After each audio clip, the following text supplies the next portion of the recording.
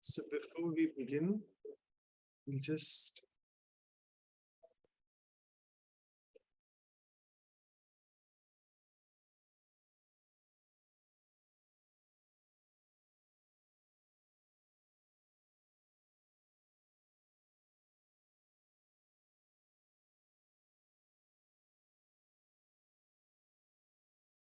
welcome all of you to the Values Workshop series. And we are doing this as the Diamond Jubilee episode on greatness this time, as always. We are having with us Brother Aashish, who will be joining us soon during his talk, but he's there in the background to see what we are doing. And I must say it's a very auspicious day. It is the second ascension anniversary of Dadi Gulzar, also fondly named as Dadi Hriday Mohini. And we celebrate this day of divinity in remembrance of this great soul. 2 years ago, on this day, which was Mahashivratri that time, she left the mortal coil or the body.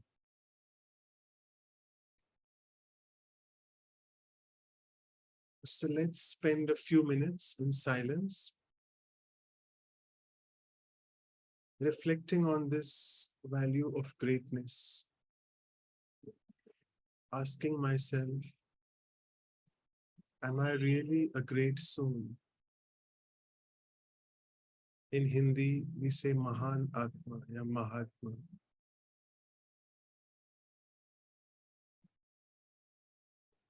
There are many aspects to this virtue of greatness, which we can explore from today's workshop.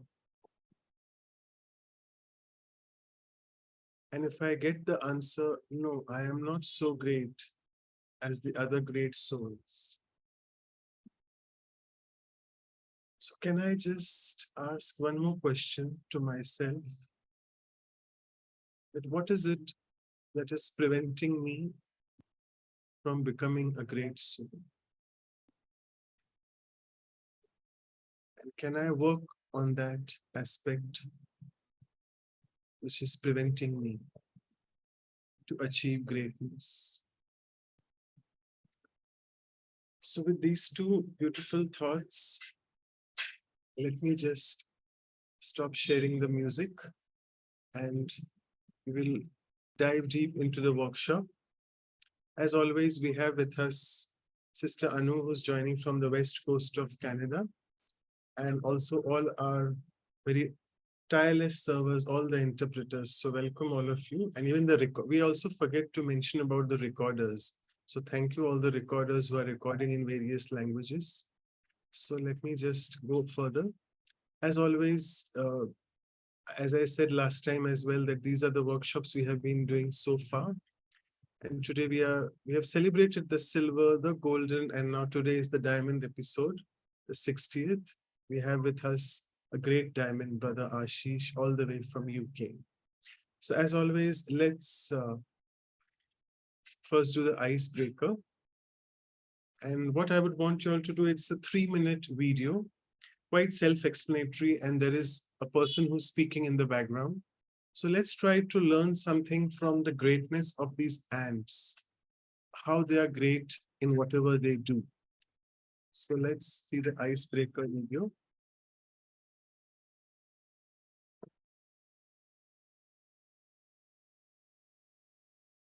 I want to share a very important philosophy with you today.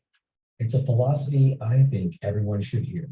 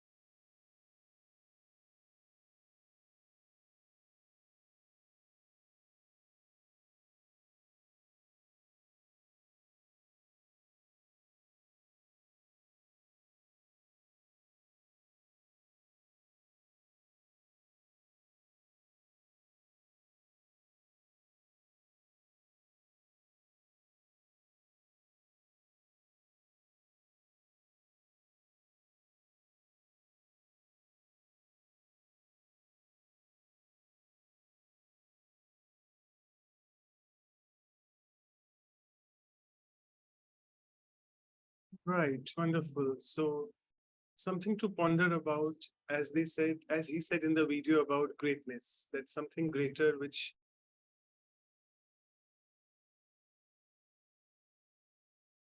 Manoj brother, you are muted. I'm sorry, I don't know what's happening. Yeah, so pretty self-explanatory. So if you all want to just share your sharings in the chat box about what you learned from this video, maybe about greatness as well, whatever appeals you. Okay, I can see a few chat box. I hope the voice was audible that time in the video. No? Video was silent actually. I was not sure. Oh, that's good in one way, drama, because I didn't want the person to speak. But anyway, it's fine. So now, sorry, I'm just seeing it now. So I think people have seen it. And if you all want to start sharing, we have 3-4 minutes before we dive deep into the first exercise on greatness. I presume people want to on their videos if they want to speak. Well, please raise your hand or unmute and speak, no problem.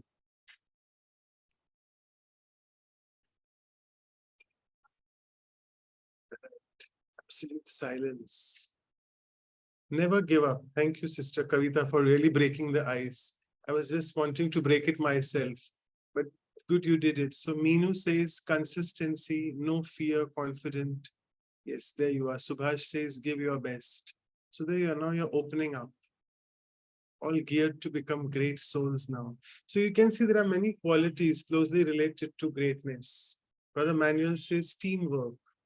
Sister Lata, be honest and faithful. Yes. Anyone wants to speak? Sister Vidhi wants to say something, or in the meantime, Balvinder's sister is saying, I felt embarrassed that why we as powerful human beings are not learning life lessons from even ants.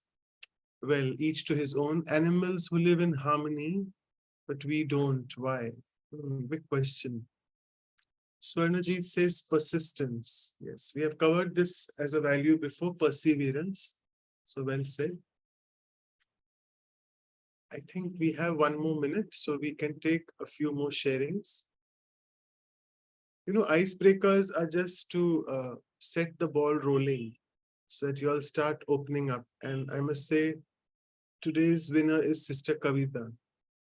We should really give a big round of applause to her like that. Or maybe you can show as a reaction on Zoom May I has many say? ways to show that. Yeah. Sorry, may I say? Yes, Please Sister listen Guldana, go ahead. please listen your in voice. Don't take care of the voice from outside because they can cause your unhappiness and this kind of things also. I thank you. Okay, great. So I didn't know that from greatness we'll be going to inner voice, but fantastic sharing. So see, we have to listen to inner voice because the outer voice may be actually noise, which can really discourage you. And the last sharing, Brother Anil saying tirelessly. So thank you one and all for your sharings, and we'll move on to the first activity. So over to you, Sister Anu. Thanks. Thank you, Manoj brother. Nice. Yes, good icebreaker and beginning. So many aspects. That's true. The ants are examples in front of us, and maybe we can take some of those qualities in our lives. We have it, but I think we have to do it consistently. So, as we have started today's journey on greatness, let's get into our first exercise. So, the first exercise is to reflect on the attributes of greatness.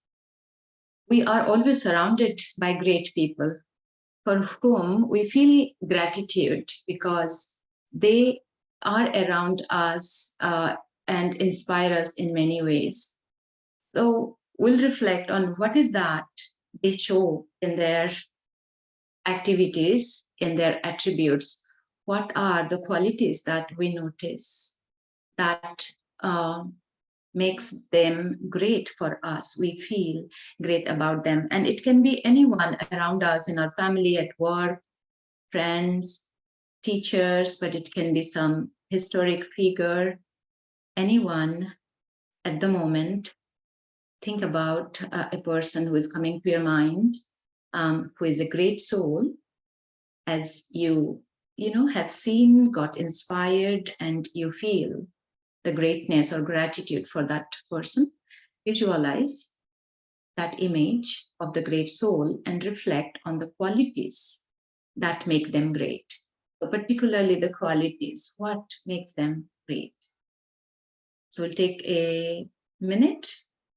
So visualize, see the qualities, and then let's share. I'll play some music.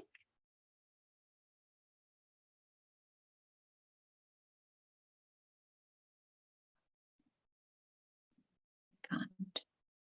So in silence, sorry about that.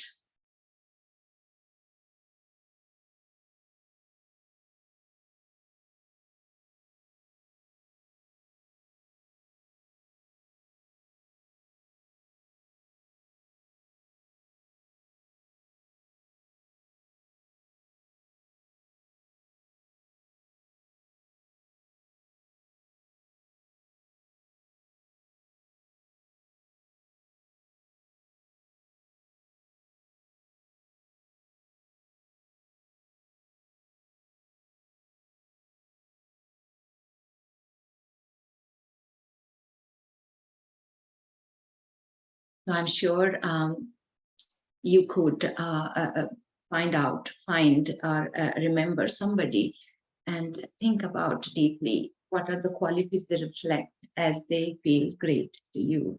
So now let's take some sharings. We would request all to, unmute and speak. Anyone would like to share? Can I speak? Yes, definitely. Yeah. Being grounded, right? Humble Mhm. and non-judgmental.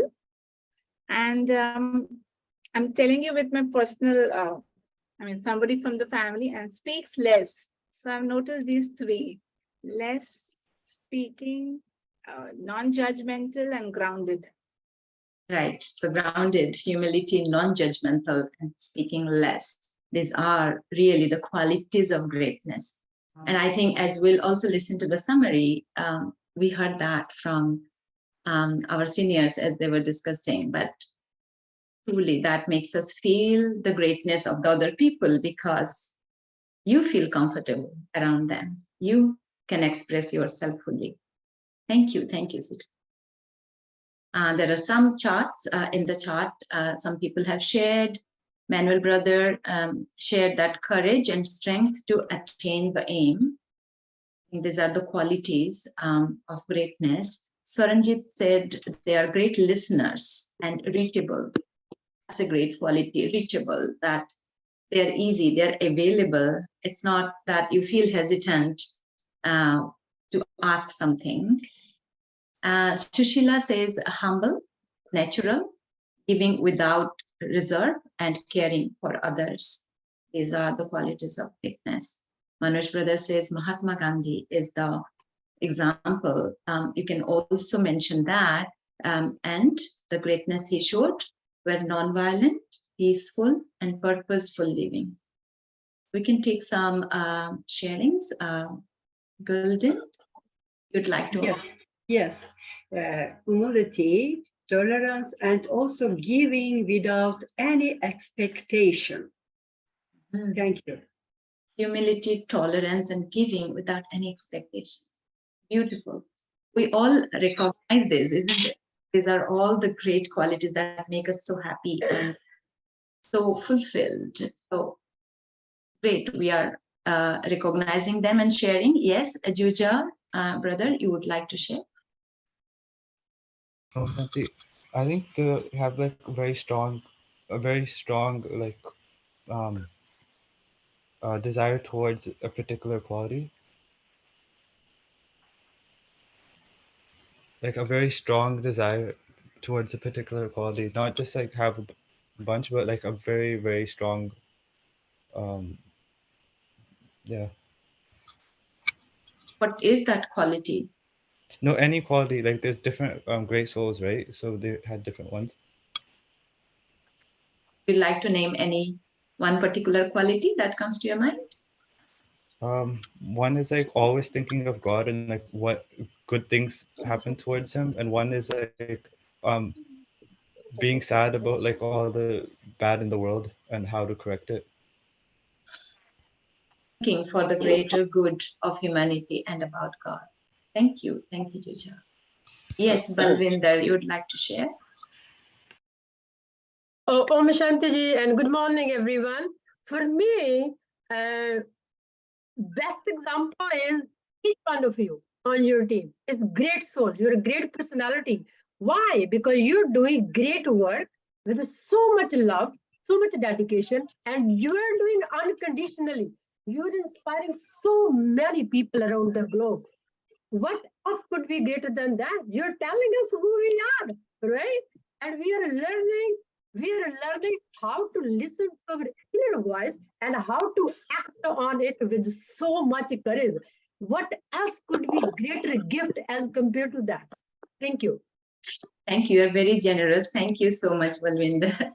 But I think, I think something to be there unconditionally and help each other, spreading peace, comfort each other. Thank you, Balvinder.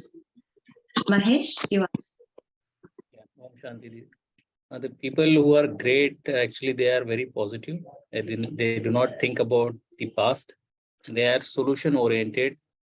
They accept things as it is, and they are passionate, and they perform very well, actually. So positive acceptance, perform very well. The focus is on They are always forward-looking people. always looking forward people. Great qualities. Yes. Thank you so much, Mahesh. And Gulden, is it your new hand or old hand? You'd like to share something more? Okay, maybe not. So yes, Balkans. I'm not sure. Translator, would you like to speak? Share your thoughts. You have raised hands. Okay, maybe for other purpose. So anyone else would like to share? It's good if you can also share who came to your mind about which personality you recalled, you remembered, and what are the qualities they. I can read from Om Shanti. Om Shanti, yes. Yeah, I'm remembering Daddy Janki and how she reminds us of our greatness all the time. That is something I will never forget. I think if we can remind others of their greatness, it's something that's really missing today. Right, so that is a great example. So how did she remind us our greatness? Would you like to say a bit on that? Well, yeah, she has a way of empowering you to do what you think you couldn't do and to believe in yourself. Wow. So great people instill their belief so strongly on others that makes them see themselves and they come out with their greatness. Beautiful sharing. Thank you. Thank you so much. Anyone else? We can take one or two more sharings. And Sorry, Mustafa Kemal Atatürk from Turkey, founder of Turkey, and Mandela. These are the great people in the world. Mustafa Kemal Atatürk, founder of Turkey, and Mandela is also great people. Okay, thank you. Beautiful, thank you. I could remember like Mandela and Mustafa. I couldn't get the whole name, but from Turkey. Mustafa Kemal Atatürk, founder of Republic of Turkey. Okay. I see. After Founder of- Ottoman Empire. Okay. Thank you. Great. If you can put the whole name on the chat, that'd be great. We will put it in the review material. But yeah, founder of the Republic of Turkey. Great. Thank you so much. I think Mahesh Bhai wanted to speak and he's writing as well, 2 names. So Mahesh Bhai, you can go ahead because he raised his hand. Sorry to interrupt. Oh, no problem. Yes, Mahesh Bhai, you can share on mute. No, I please. have already shared actually. Great people have, they are very passionate actually. They are positive and they are always forward looking. And I have given 2 examples like Shivani Didi and our Prime Minister Shri Narendra Modi ji. Mhm. Yeah. Sister Shivani and Prime Minister of India, Narendra Modi ji. Beautiful, yeah. So that's really a good art to really look closely to their actions, what they do, and we can really notice the great qualities they express. I'll read a few from the chart. Sushila. That is value series, Yeah. I think everyone, I'll request to mute yourselves if you are not wanting to share. We can all hear you. Manuel Brother says the parents are great people who face all obstacles with courage to take care of their children. That's right. Manjit says someone who is spiritual, understanding, powerful, non-judgmental, and someone who shares all these good qualities with others. I love that. So these are all coming again and again, the spiritual understanding, non-judgmental, humility, who is always there to share, to help. Minu Verma says patience, devotion, dedication. Dr. Swati says peace, starting with friendship and brotherhood. Right. Peace is a quality. Manjit again says unconditional. That is a wonderful word. Yes. Subhash says a strong determination and high goals. So there are so many. They are not selfish or selfless, we can say. So Golden says, yeah, Mustafa Kemal Atatürk. Thank you, everyone. So maybe we got so many qualities and so many examples. Deepak brother is noticing, like noting down all the sharings. If you can share screen, we can just.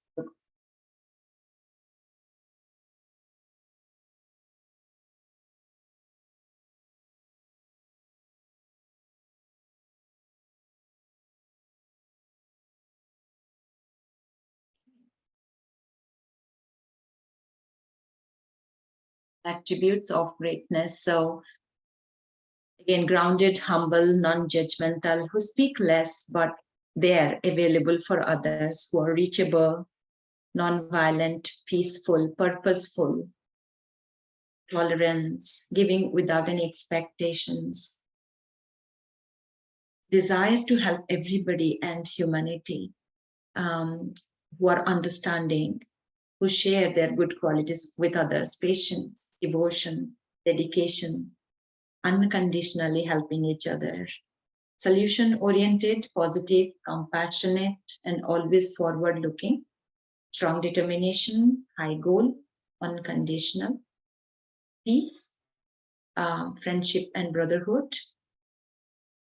And I think there are 1 or 2 more. So these are the great qualities. Great, we could notice them. We could bring it to our awareness at the moment. So let's move on to our next part of the session. We'll go deeper. I'll hand it over. Yes, so thank you so much all for your sharings. And when it comes to me, it's meditation time in between the exercises. So let's be ready for that. I just request all of you all to make sure you are lying straight, in the sense your spine is straight. For some reason, I don't know, I really am not able to share the screen. It's open. I was just trying to juggle around, but that's okay. It's technology. So let's just Hope the music is audible. And if not, let's be in silence as well. Reflect on the last 10-15 minutes where you have written down a lot of qualities related to greatness.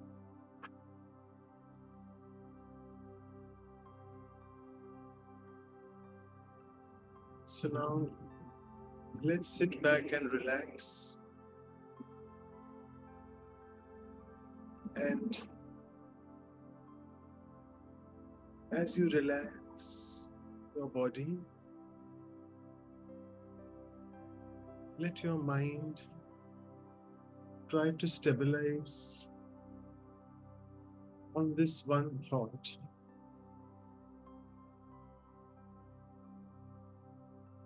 For the next 5 minutes, visualize yourself as the great soul that you are.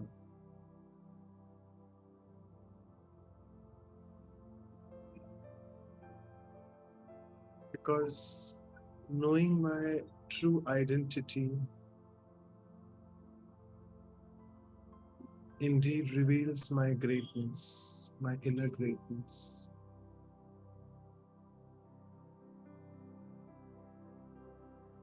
For a moment, pause and look at your life before coming into this knowledge.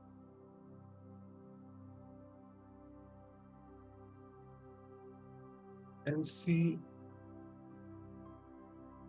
your way of living, how it was.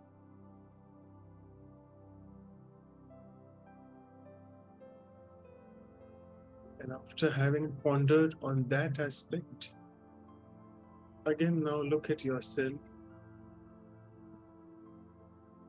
After having realized that I am a soul,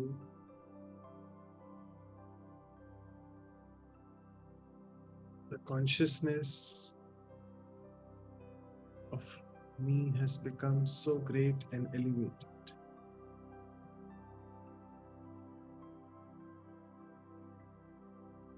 And it's such a beautiful aha feeling. I, the soul, full of all virtues and powers within.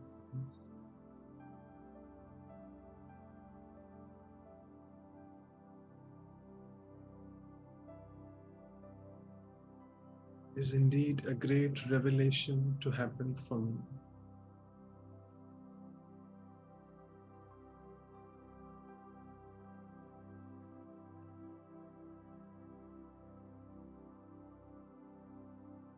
I have definitely moved away from that mundane old pattern of living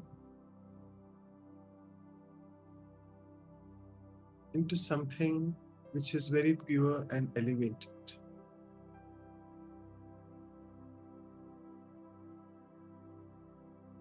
My thought patterns have started changing.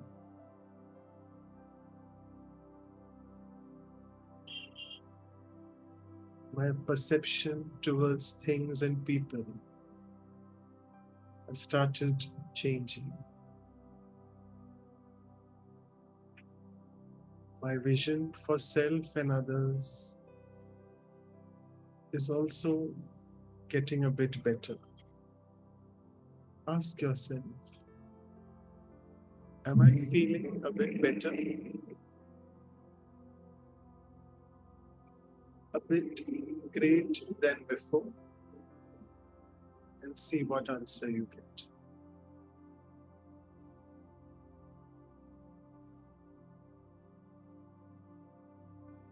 Now for the last minute, let me just try to translate all this greatness in my thoughts, perception and vision into words and actions. What can I do at my workplace or at home which shall indeed reflect positively on my greatness, which is within me embedded. I don't need to become a great soul. I am a great soul with the greatness of virtues and powers.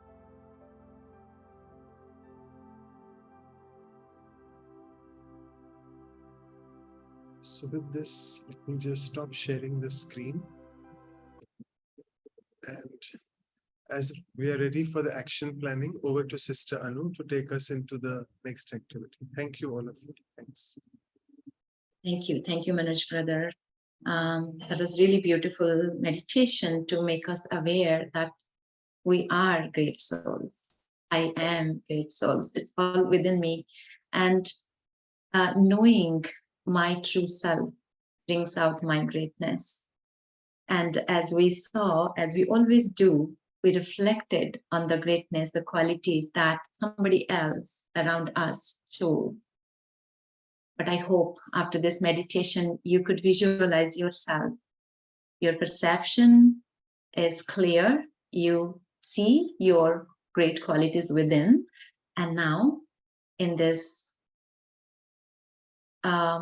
final exercise that we always do, the action planning, let's look at how you will bring out your great qualities in actions. So reflect on ways you can adopt to inculcate greatness at work or at home, wherever you are, where you spend your time mostly throughout the day. How can you show that greatness? So what is that you want to inculcate? So for example, I don't know, if you felt you are not as non-judgmental, do you want to bring it to your actions practically this week? That's just an example. So let's take 1 minute to reflect on the ways that you can adopt to inculcate greatness in your actions.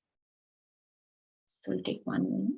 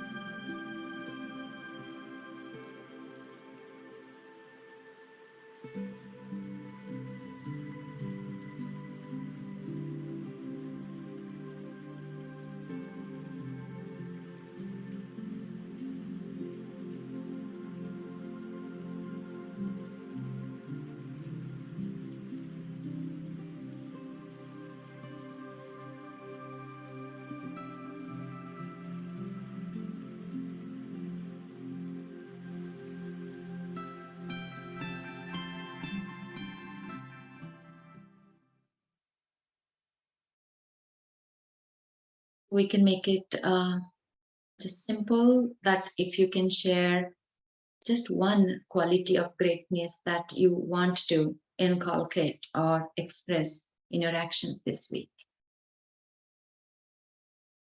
I see in the chat few things.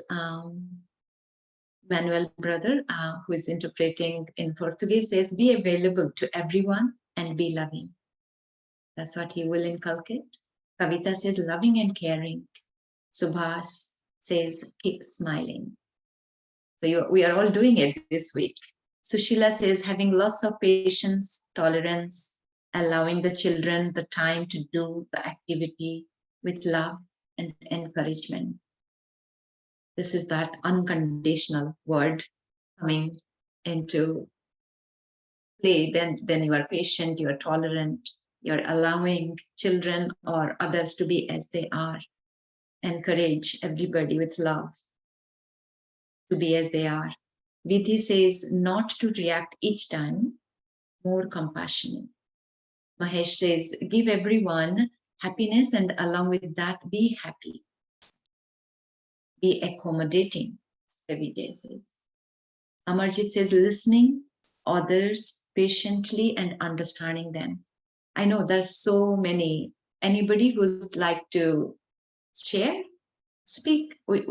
Speaking is also with your words. As you express, you inspire so many to take it for themselves. So anyone, somebody new who has not shared, who is inspired to share? What is that you will, utilize in your actions from now on? Anyone would like to? Om Shanti, Yes, Vijay bhai. Please go ahead. dear brothers and sisters, please accept greetings of love, peace, happiness, and bliss. Today, we are discussing greatness, and the greatest is our Shiv Baba, the God, the Paramatma, then Brahma Baba, and then Guljar Dadi, whom we are remembering today, who was the real angel on earth, whom we have all seen. We have not seen Brahma Baba, but we have seen Avyakt Bap Dada in Guljar Dadi. So how Guljar Dadi was giving by face a expression of love, peace, and happiness to each who came across. So same way, we will also become angels, and with remembrance that we are soul and others are also soul. So soul to soul connection, and we will be giving by mind, which we call Mansa Mahadani, great donor, giving them love, peace, and happiness, and Vardani, the benefactor, giving them good wishes to give them power to feel happy, contented, and achieve their goals. Om Shanti. Thank you, brother. Seeing others as souls and giving power, love, and blessings, God's blessings through your Mansa Seva. That's great. We'll all become angels. That's what you inspire. So you will be the angel. Manoj brother, you have raised hand. Is there something you want to say? Yes, sorry, because I had been logged out. Can you please make me co-host? Thank you. Yes.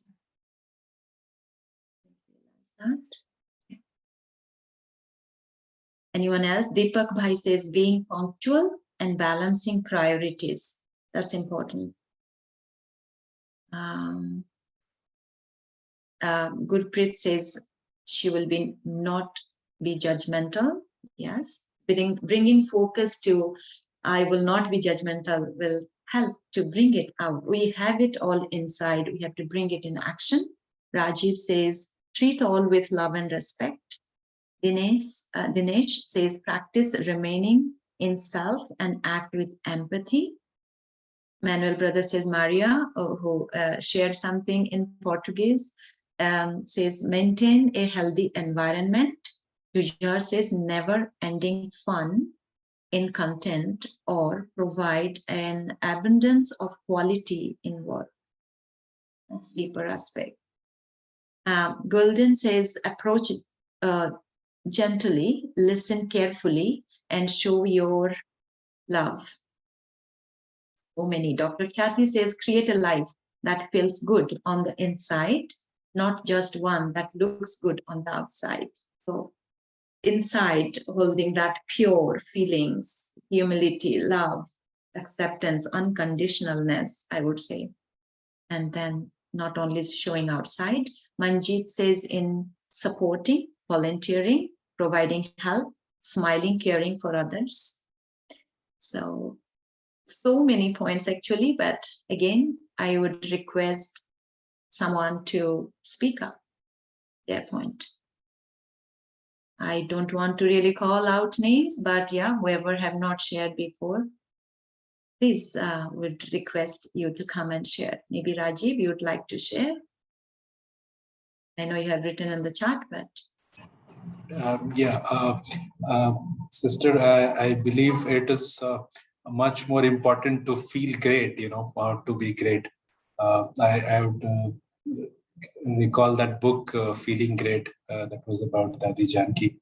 So If whatever the feelings that we have inside, whatever the state of our mind is, that is when it will come into our action.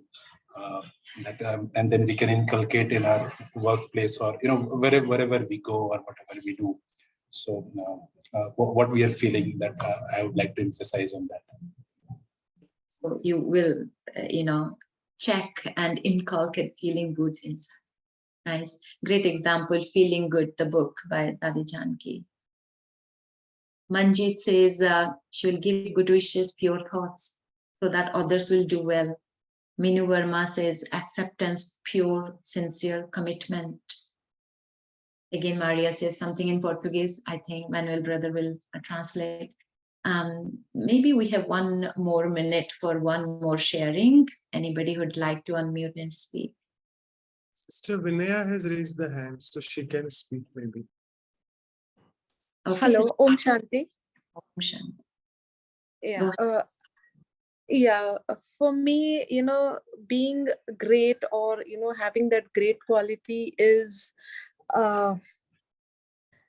willingly releasing others to experience whatever is meaningful to them, and that I think makes me free to create that which is meaningful to me. And I think this is being great, because unknowingly, as a human, I've seen having a tendency to have things done my way, or unknowingly having that desire things go my way. So I think this is something need to work on. Thank you. Om Shanti. Beautiful point. So allowing others to be as they are, allowing them to carry on with what is meaningful for them, and not imposing my ways. Yeah, beautiful, Vinaya. Thank you. Maria said that Manuel brother has, translated is be tireless and serve everyone. So great sharings. Thank you. Thank you so much. Take it with you. So let's just see on the screen if Deepak Bhai can show us, then we'll move on to the next.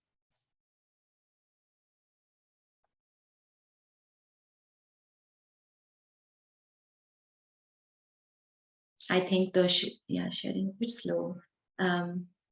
Yeah, so you can see so many points, and you will be all receiving the review material. Please open it, look at it, keep it for you to reflect and churn from time to time. So be available to everyone, be loving, caring, keep smiling, smile from the inside with feelings, good feelings, having lots of patience, tolerance, allowing children the time for their activities with love and encouragement.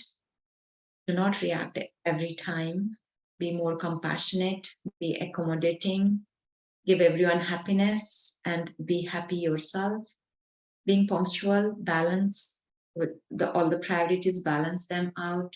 Practice remaining in self and act with empathy.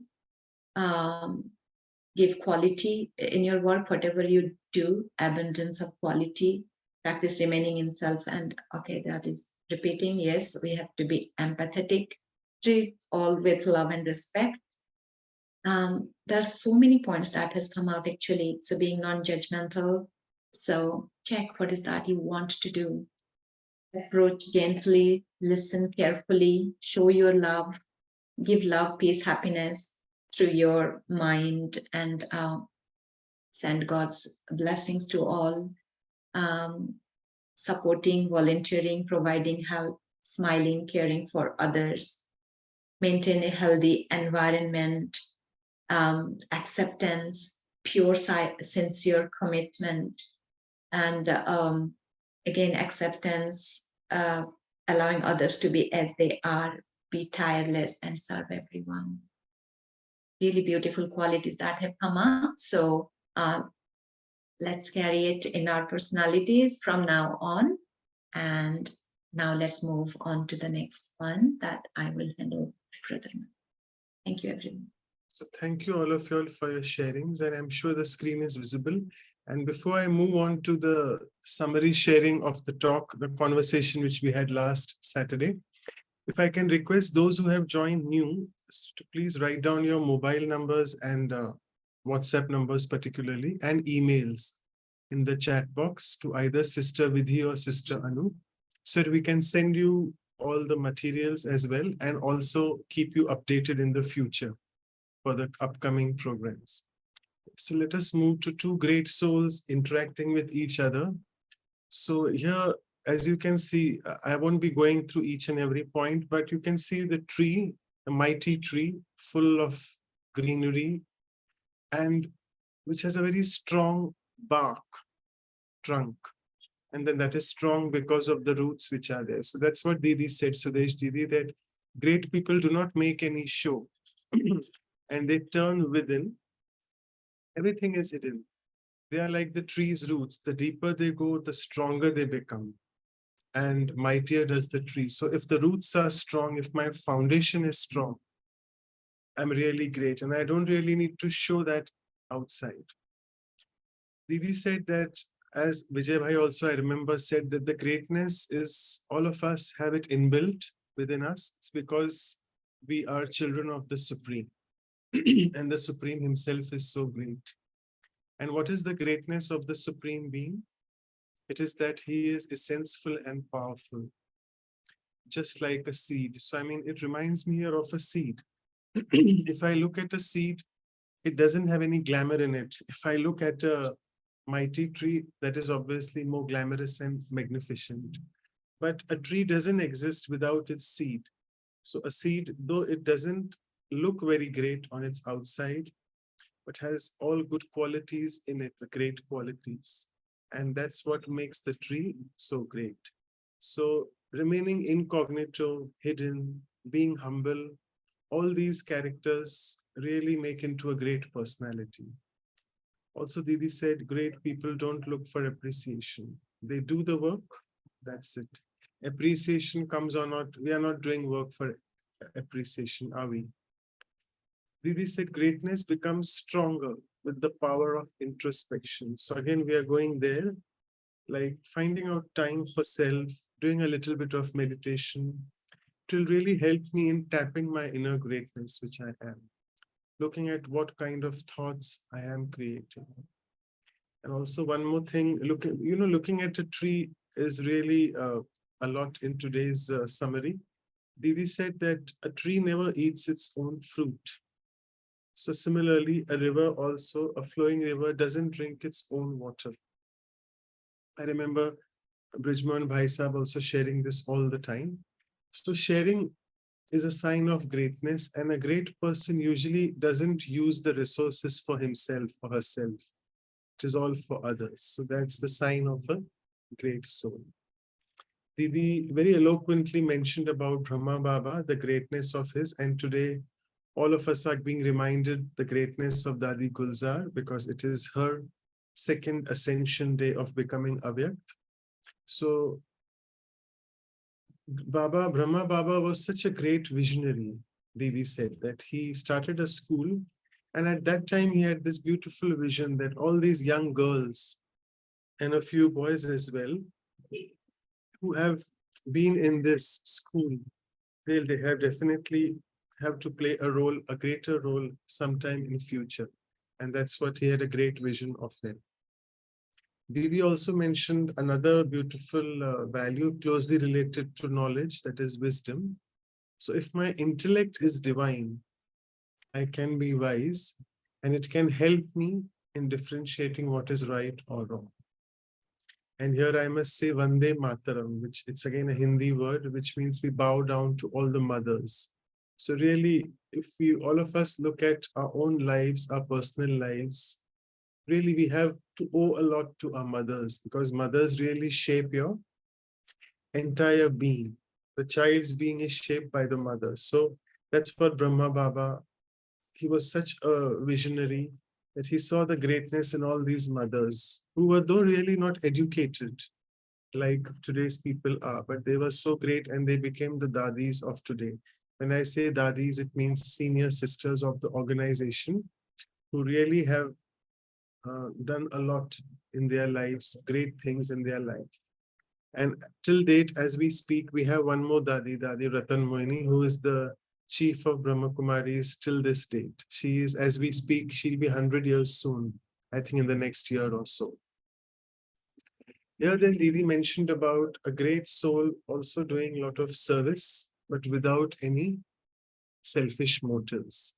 So selfless service is the key to become great. And it's all those seniors which Didi spoke about, the dadis which I mentioned, that they came from wealthy families. They had seen a lot of luxury, a lot of comfort. But once they entered into this knowledge, everything really changed for them. And it was that pure renunciation they had. They used to travel with only a few sets of clothes and a single pair of shoes, because everything which they did was for some divine cause, for some great cause. And that's what Didi mentioned, that they served with a pure mind and a divine intellect. And it reminds me of Dadi Prakashmani, who was also one of the administrative head till 2007. She used to say that I am not a leader and please don't follow me.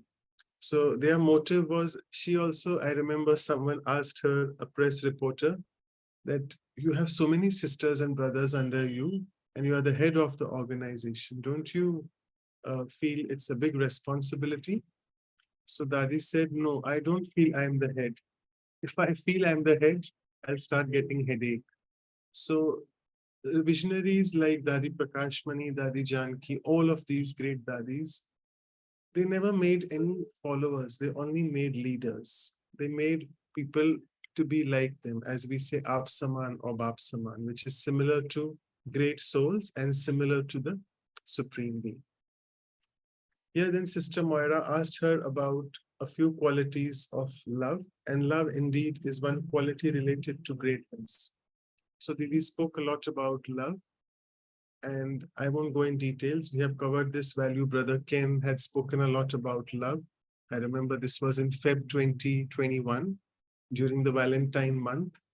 And Didi mentioned here about greatness is not only love, but it was also about lightness. We've covered selflessness already. It's also lightness. So a great soul will do the work, but will not take the credit. It will remain as light. It will remain like an instrument. So it will give us the lightness despite performing great activities. And as you can see, again, Didi's quote that the tree never eats its own fruit and the river never drinks its own water. And it's a beautiful 3D image of the river you can see. That is greatness. When you don't accept things for yourself, but just keep doing as an instrument. Energy flows like a river and grows like a tree. A few questions which I have 3-4 minutes to take. So this very often comes in the Brahma Kumari teachings, these words, Dani, Mahadani, and Vardani. So donor, great donor, and Vardani is a bestower of blessings. We usually don't say donor of blessings, it's bestower of blessings.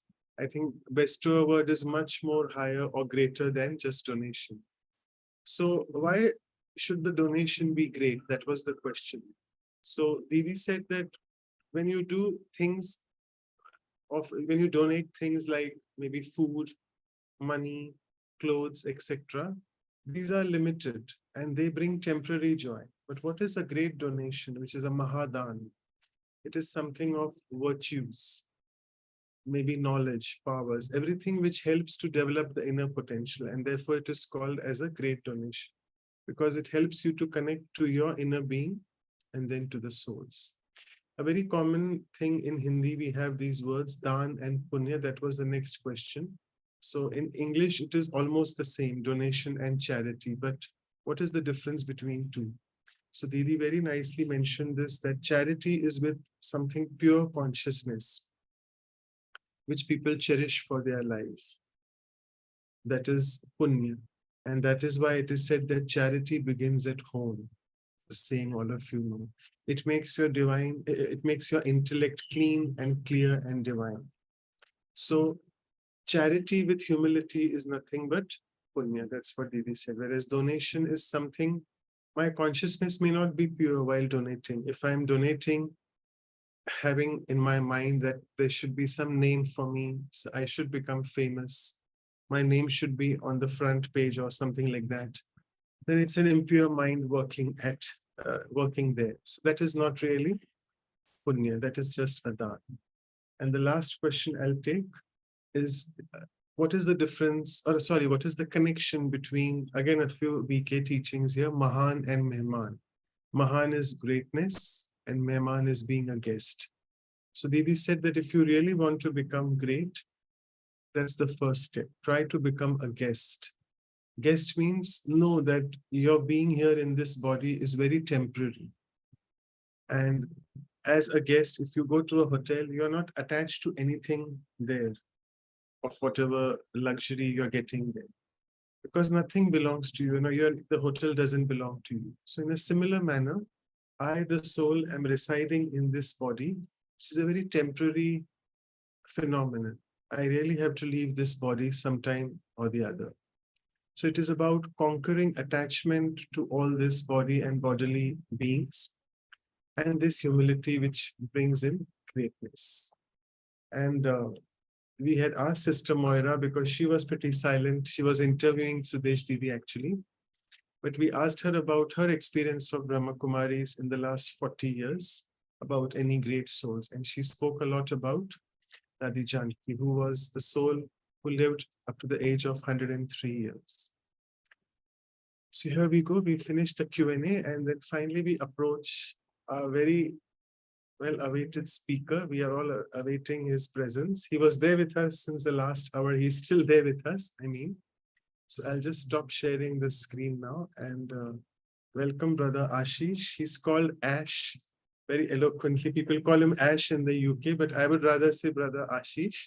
That sounds very decent. I would prefer that myself. Okay. And he's so humble. He's truly great, because I asked him, can you please send me a little bit of your biodata of the Lokik life? So it's just one liner. So I'll just say that first, that he works as a sales leader for an IT company, which is responsible for business growth and also developing enterprise and client relationships. And all of you, if you look at him, he's a practitioner of Raj Yoga meditation since a long, long time. And what he feels that the teachings there have realized he has realized the transformative power of meditation and the power of good wishes, Duan. So as always, let me just introduce our speaker in the form of a poem. Please bear with me, Brother Aashish. So Brother Aashish, with his spirituality, is indeed so great and has made the Supreme Being his permanent mate. He says, in life, don't sulk, because it's never too late. Time flies fast as life goes through every date after date. So let's now remove all the stains from our mental slate and offer ourselves in service unconditionally, as if on a plate. Because the world is undergoing transformation at a very fast rate, I have no time left to waste in emotions of jealousy and hate. Finally, with my willpower and determination, let me now create a life in company with God, who from me isn't now separate. So thank you so much, brother, for being there with us. And Wow, the stage thank is you. all That's yours. you have a lovely gift in poetry. That's really lovely and warm. Thank you. Really, really nice to be here with all of you to talk about this particular topic of greatness. And when I first was given this this quality, I kind of questioned it. It's like, no, I can't do a talk on greatness. And then it really dawned on me that greatness is not something that perhaps we should strive for, but instead we should strive to have constancy in our virtues. And this for me is something I would love to share with you today, based on what has deeply inspired my own journey. And there have been souls, who have worldly souls who have done immensely great things that have played a part in my life, but also some of the souls that were the founders. Yes, sorry. Bring my mic closer. That were the founders of the Brahma Kumaris, you know, Dadi Janki, Dadi Gulzar, you know, some of these really, really special souls that have been real examples, and not just examples, you know, they have been inspiration in my own journey to transform my life and to really commit to a godly path. And I guess one of the first things that really comes to mind is that when we start to think of somebody who is great, and I was thinking about the question that was asked earlier, which is, who do you have in mind when you think of a great soul? Maybe earlier in my life, I would have said somebody else, but certainly today, the one soul that has had the greatest impact on me that I've met at a physical level has been Dadi Janki.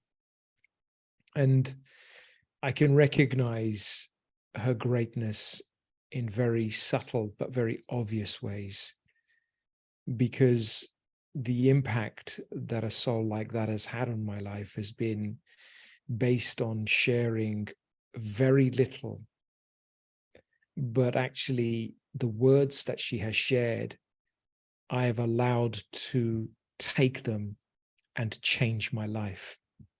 And this is because I guess one of the greatest qualities of a great soul is that they embody truth. Truth is a real pillar for them. You know, they live their truth and they become an embodiment of truth. And Dadi Janki, once when I was challenged at work, I went to see her, and she just looked at me and she said, so I owned a business, and she said, where your money goes, your mind goes. That's all she said.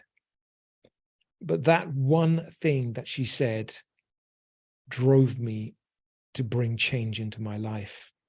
And I decided to sell the shares of my business and become free and light, so that my mind could not be occupied by these worldly things that were just not interesting me, and they weren't bringing me closer to myself in any way. And that is the power of greatness, where maybe 10 or 11 people would have said the same thing to me, but it wouldn't have had that impact.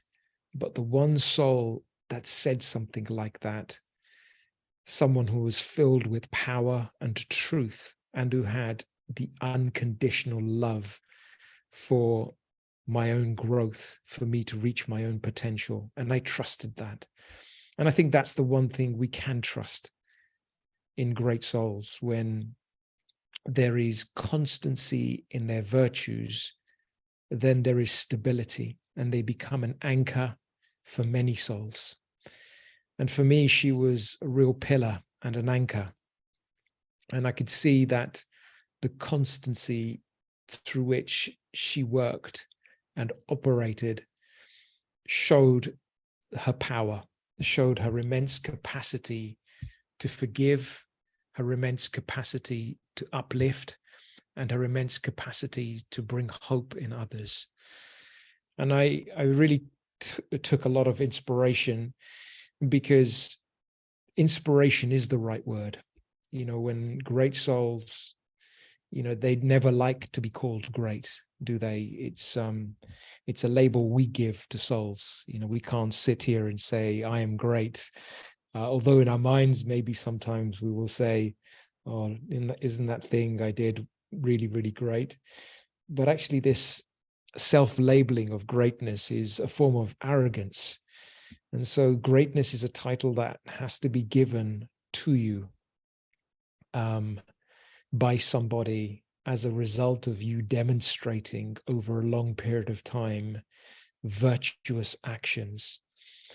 And I feel for this, what is very necessary is to really understand ourselves, because until we can deeply develop a relationship with the self, we cannot truly appreciate our unique mix of qualities that will create an impact in somebody else's life.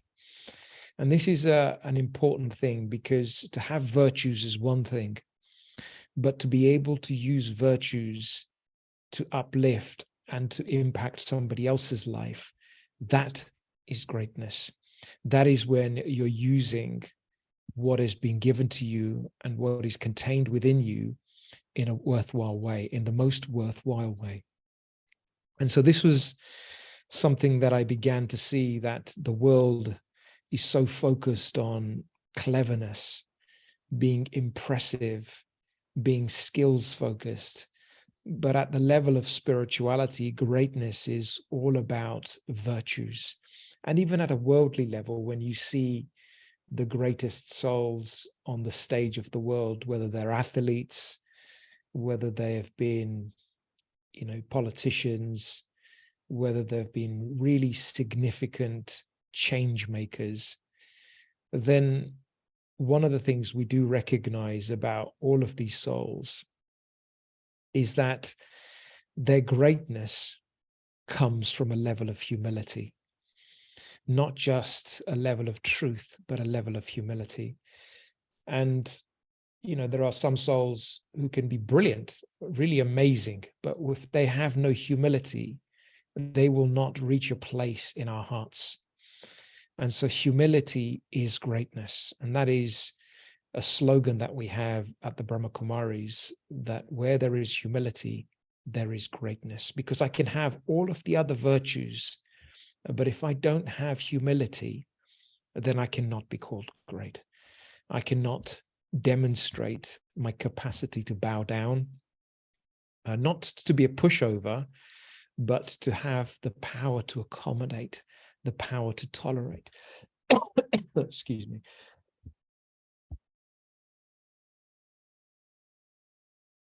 And so this is one of the key and main qualities of a great soul, is that they will display humility in a significant way. And as a result of that humility, I feel that they attract, because when there is constancy in somebody's virtues, now one of the characters that I found that I would call great when I was growing up, there was a footballing legend. And one of the qualities that really drew me to this individual was not just their determination, but the fact that when everything wasn't going great, they were the ones that were carrying everything. They were the player that would score that goal when the team most needed it. So they displayed their greatness at a time of need. And they took that responsibility and faced the stage with courage. And I think these are qualities that we can connect with. What is it that deeply inspires us about the great souls that, that have touched us, that have really affected our lives in many ways? And to think deeply about these aspects is really interesting, because it shows your own capacity to want those qualities, to seek those qualities, and to also recognize those qualities inside of you. And the qualities that I was seeing in this individual, that I was classing as great, were because they displayed them constantly and consistently. And they were known to make an impact with those qualities. And so it's good to have qualities. It's good to share our qualities, but it's always good to have stability in our qualities, in that they always operate and they always come out, so that we become that stable rock that people will turn to when the time comes. And so the constancy is an important word, to have virtue constantly, to be able to really express a particular virtue with fullness. And And I recognize again in these founder souls, Dadi Janki, Dadi Gulzar, they were the embodiment of these virtues to such an extent that they were full. So just because they were full, they had the capacity to give with a big heart. When something is empty, when a cup is empty, it cannot give you anything. But when a cup is overflowing, you will have everything from it and more. And these souls were overflowing in qualities to such an extent that their natural capacity to give from their hearts was just present. And Dadi shared this in her life in such a clear way that no matter where she went, whatever she did, she would always seek and look to serve someone or another, whether it was going through the airport, whether it was just sitting down for 5 minutes and somebody walks past her, there would be an interest to want to give something of value and to bring them closer to God. Because great souls are very purposeful. They're very set in their aim and objective, and they understand the direction of their life very clearly. And this is an interesting thing to observe in our own lives, is to what extent do I understand the direction of my life? And to what extent am I firm on that direction? Because when we haven't got an aim in our lives and we haven't got that clear direction in our life, then what makes us unique can never really come out. And I remember this talk that was being given by a gentleman called Marshall Rosenberg. He pioneered a form of communication called nonviolent communication. And this is a form of communication without any judgment. So it is soul consciousness in action. And he used this term, natural giving. You know, natural giving is something that we give from our hearts. You know, we don't give from our heads. When we give from up here, we will want to take something back in return. But when we give from our hearts, then we won't have this expectation of wanting to take. We will just have this feeling that we want to create happiness in others, or that the love that we have towards somebody will actually support our thoughts to think about what it is we can do to help them, what it is we can do to care for them. And so having the capacity to love is an important quality if we want to embody some of these aspects. And love starts when I can develop a relationship with myself based on truth, based on honesty. And if I look and see what is happening, you know, that the Sudesh Didi said, in order to be great, one has to develop introspection. And introspection is an interesting word, isn't it? It has two words in one. One is to be introverted, and the second is to inspect. Whilst I'm in this awareness of being introverted. And when I am introspecting, so in a state of inner awareness, soul conscious awareness, then I'm really able to inspect myself without judgment. I'm able to observe myself without judgment. And the problem is that when we get upset, or when we start to hold many emotions and feelings inside of us, then actually we do not want to look inside. Everything becomes heavy and the pain turns into suffering. And what happens when pain turns into suffering? Actually, when pain turns into suffering, we don't have this will to see anything good inside of ourselves. And so it is really important that if I want to start to develop and strengthen a relationship with myself and my qualities, then one of the first things I have to do is to begin to create the space to clear the rubbish inside. And we can hold on to so much pain and rubbish in our own hearts. And until we start to cleanse our hearts, we cannot start to cultivate truth inside, and nor are we then able to work with our virtues and qualities, because it will pollute any goodness that we've got. So if anybody is experiencing difficulties in their life at the moment, you may be able to answer the question, how easy is it for you to see good when you are suffering inside? It is very difficult to see good inside of you. You have to spend so much time and effort to let go of all of the ill feelings first, all of the negativity first. And then we can start to see the goodness inside. And sometimes if we're holding on to this rubbish over a long period of time, then it begins to destroy our inner strength. We have nothing left in the tank. The cup becomes empty. And when the cup is empty, then we become very needy. We want to take from everything around us. We want respect from around us so that we can feel good on the inside. We want to do something so that we can feel peaceful. We become very outside in focused. But fullness, when we spend time cleansing our hearts and charging ourselves in meditation, then the energy that we accumulate in a clean space will allow us to retain our inner strength and power.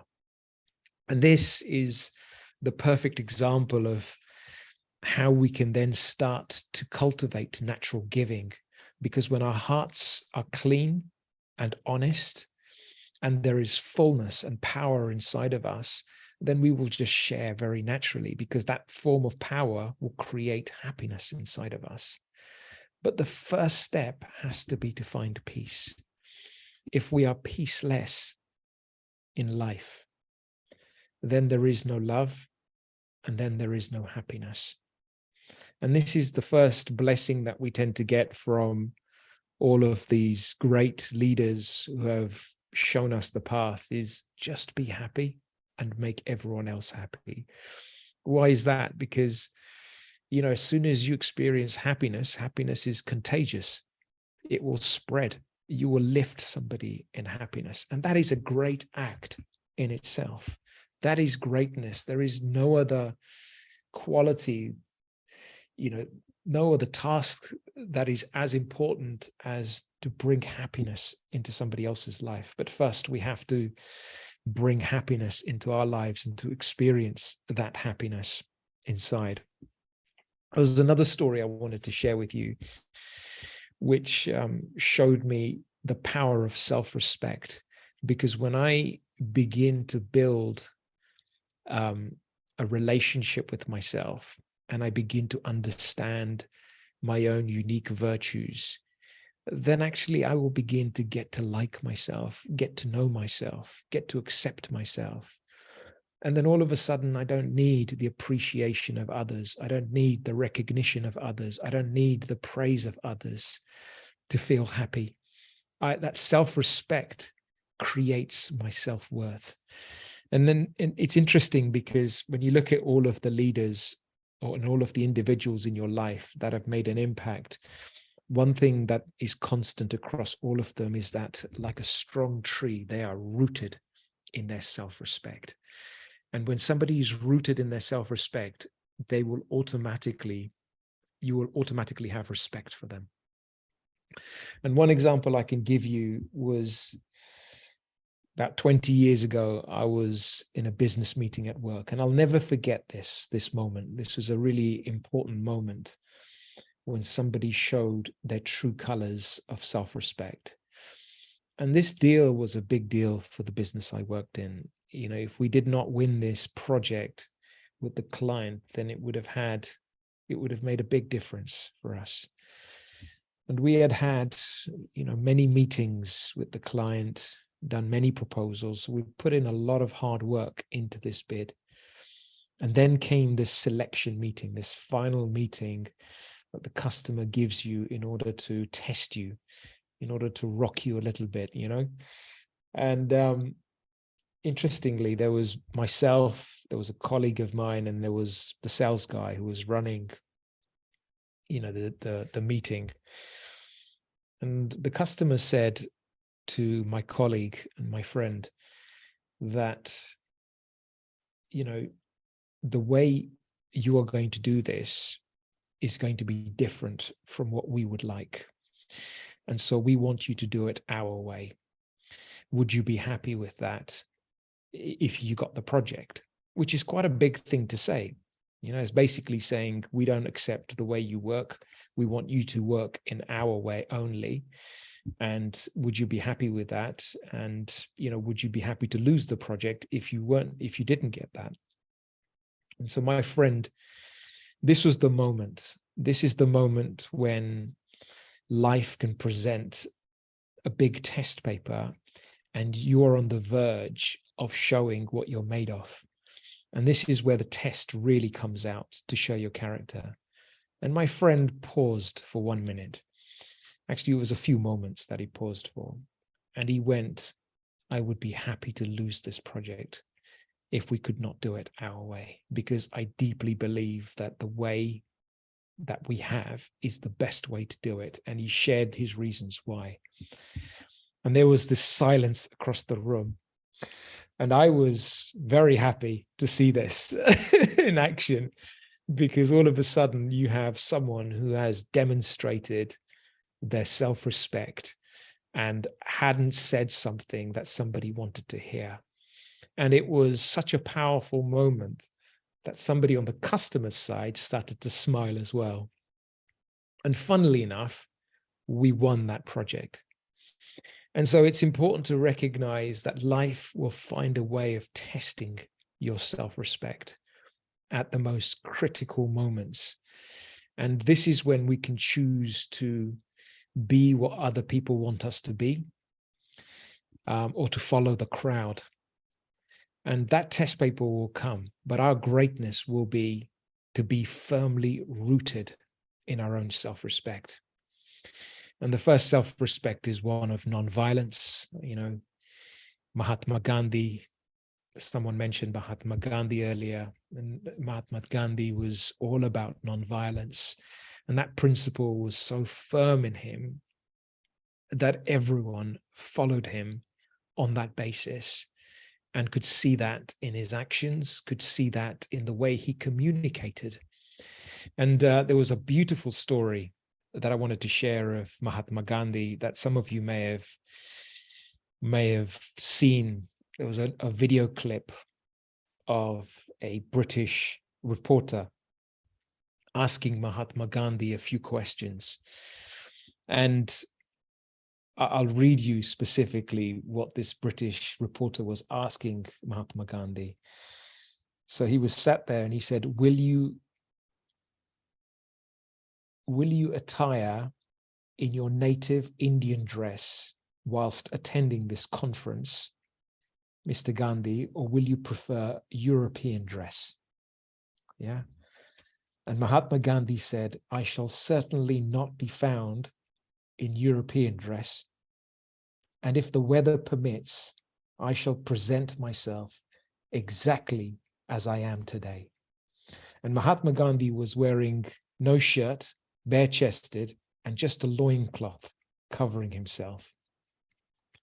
And then the journalist asked him, and if the King of England invited you to Buckingham Palace, you won't go in your customary dress, will you?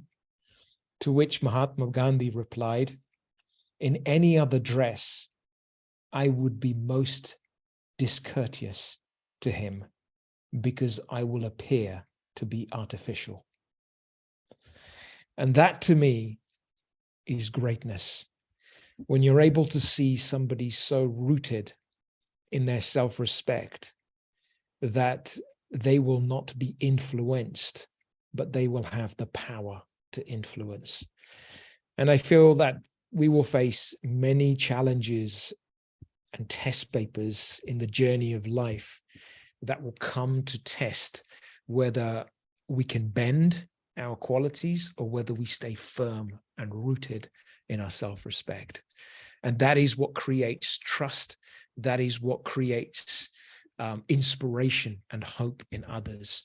When we do not shake, but we remain as solid as the tree. And I wanted to share those particular examples because, you know, each of us will have our own examples of what greatness is and what we are inspired by. And there is a distinction between being impressed and to be inspired. In the world today, there are many souls who will impress us, you know, with what they say, with some flowery words, with how clever they are. But very few will truly inspire us to change our lives and to perform actions that can make a difference. And I think it's a good question to ask ourselves, is contemplating on the things in my life that deeply inspire me. Because when we're inspired by somebody or by the actions of somebody, then the reality is that that soul has won not just our minds, but they've won our hearts as well. Hearts and minds have to be won for inspiration. Otherwise, we can be impressed at the level of the head, but actually we will never bring about permanent change in our lives. And we have a beautiful expression at the Brahma Kumaris that in order to strike the target, we have to speak with honesty and from experience. So when there is experience in a particular subject and you speak with honesty, only then will your words begin to strike the target. Otherwise, we will say things that we ourselves are not practicing, then actually they cannot strike the target. They cannot create inspiration in the lives of others. And so here there is a greater attention paid to walking the path, because until we walk the path, you can't actually inspire others to walk the path. And I feel the examples that the team have shared today of some of the founder souls, their simplicity, their purity, they have walked the path. And so when they shared from their hearts and their purity, it struck others, it melted them, it brought a tremendous amount of love into their lives, such that people felt, you know what, I really want to live this way. And I feel, and not just I want to live this way, but I can live this way. That's hope. And hope is an important ingredient. To fill somebody with hope enables them to really move forward in their life. And this is something that in the world is so necessary, that to bring love is one thing, to give strength is another thing, but to create hope in somebody else, if you can do all three, then you are really considered a great soul. And this is where I guess the Daddy Jankies, you know, the founder souls have really made the biggest impact, because the qualities they've had and the level of purity that they've maintained has meant that they've wanted nothing for themselves. They've only wanted, at the cleanest and the highest level, to connect souls to God and not to themselves. And people could trust that. People could work with that. And it created hope in others to want to follow that. And, you know, I think these are good examples to recognize in ourselves, in the souls that have inspired our own journey, and to see how much inspiration has led me to create change in my life. And when we're able to realize that, that's when we can recognize that they've made an impact in my life. And that is when we give them the certificate of greatness. They will never give themselves the certificate of greatness, but we will give them the certificate of greatness. And so the first certificate of greatness comes not from people who don't know us. The first certificate of greatness will come from the people who know us the most, because we have to win their hearts and minds the most. You know, these are souls that will have seen us that will know some of our weaknesses, our deepest habits. And these are the transformations that we have to make. You know, otherwise we could quite easily come and give a lovely talk, but then if our own house isn't in order and charity doesn't begin at home for us, then there is no change in our own world. And so the basis of any transformation, we have to achieve that certificate from everything and everyone around us.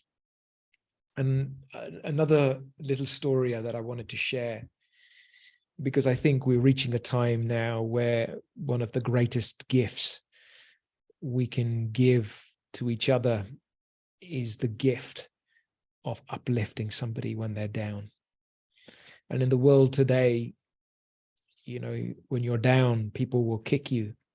Very few will put their hand up to raise you up. And again, this was one of the most incredible qualities of Dadi Janki. And I remember going to her, and I was a young boy then, and I'd made a few mistakes, and I went to her and she said, "Write me a letter."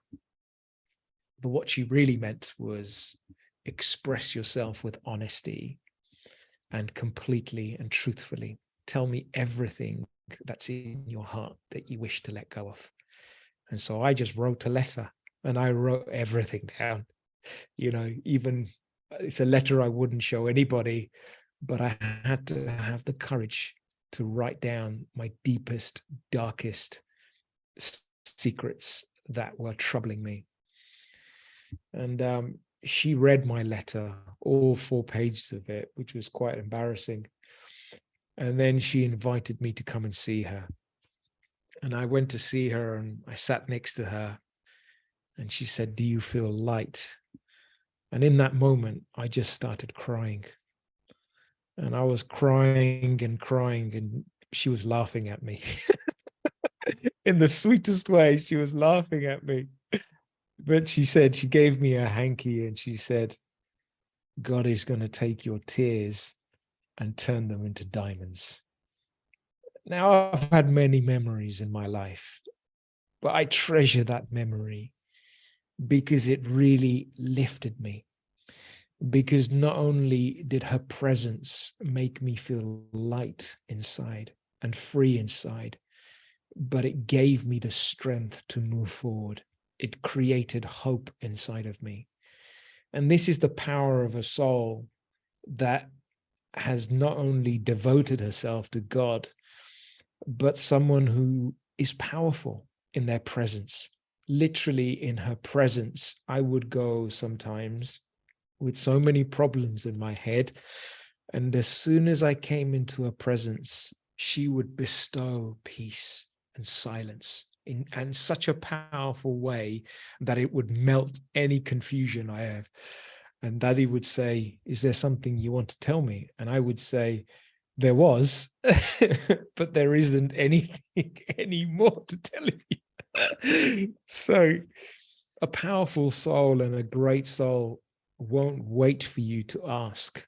They will know what you need.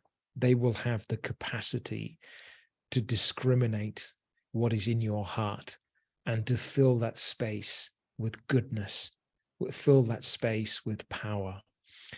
And so these are little memories that I have bottled and kept inside of my heart, because, you know, life has a way of finding the weaknesses inside of us and breaking our faith in our own journeys, and recognizing that, you know, if our journey is to come closer to our highest selves, the angel, you know, we talked about being the angel. The angel is the embodiment of fullness in every single virtue.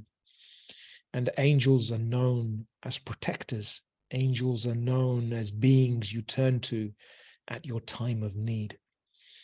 And so if we're able to be angels inside and have the stability and the fullness in the qualities we possess, then actually people will turn to us at a time of need.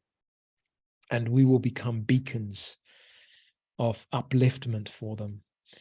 And I feel that this is what the practices of Raja Yoga meditation and the organization that is the Brahma Kumaris has been all about. It's about upliftment through truth and being able to bring God's love into someone's life and to see the transformational power of God's love. And so one question, I guess, is how do I begin to strengthen my virtues? The first thing is I have to begin to understand that I am a being that is full of virtues. And in order for me to do that, I have to do a little bit of work on myself. And the first work I need to do is to experience the depth of being God's child and realizing the power of peace. And when I find inner peace, then I will move beyond all of the pain and the suffering that I have in my life.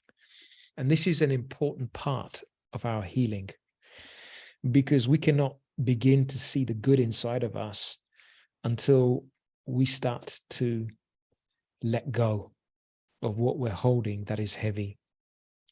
Equally, we have to allow God's vision upon us and accept God's vision upon us. What is God's vision upon me? Why have I been chosen? And when I'm able to appreciate that, that's when I can begin to see my value. And I think self-value is important, because until we feel that we have value internally, we won't connect with our qualities. We won't feel that, I have something to give. I have value to give. And so it's really important to connect with myself on a regular basis. And the practice of meditation and just going into peace will allow me to reconnect and renew my relationship with myself. And so we can understand theoretically that I am a soul, but until we have practiced it, until we have experienced it, we can't then move into this next phase of beginning to see our qualities and virtues really sincerely and properly. And when we see our qualities and virtues, the secret that I've learned with the Brahma Kumaris is that how do you increase inner strength, and how do you increase the qualities that you have? And that is simply by giving them. One may think that if I give and give and give, then I'll become empty. Actually, quite the opposite. The more I give, the more it creates fullness. But interestingly, the more I take from others, the more it creates emptiness. And so we will find ourselves taking happiness from so many things outside of us, but we will feel empty inside. And so we will become addicted to taking things, but they will never really truly fill us with happiness. But when I start to give and create happiness in other people's lives and use the qualities that I have that make me feel alive, and this is the most important thing. When we understand our qualities and start to use them, we will begin to feel more and more alive. And when we start to feel alive inside, we will start to feel happy. And that giving starts to create a habit, a sanskar of giving, and it increases the quality inside of me until such point that then becomes my purpose.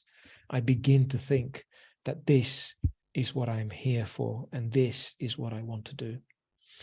And so the way to find your purpose in life is simple.